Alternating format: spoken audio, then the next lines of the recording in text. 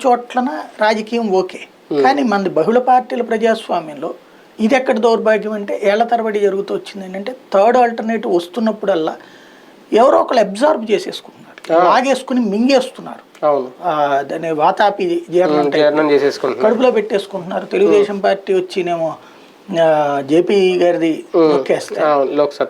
ఇటు వీళ్ళది వచ్చినేమో ప్రజారాజ్యాన్నేమో కాంగ్రెస్ ఎవరికాళ్ళు మింగేశారు.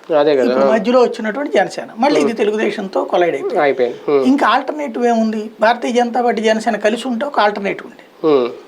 ఇప్పుడు జేడీ లక్ష్మీనారాయణ గారు ఇవాళ రోజున ఢిల్లీ లాంటి తరహాలో ఆమ్ ఆద్మీ పార్టీ తరహాలో వర్కౌట్ అయ్యే పరిస్థితి నాకైతే కనిపించట్లేదు.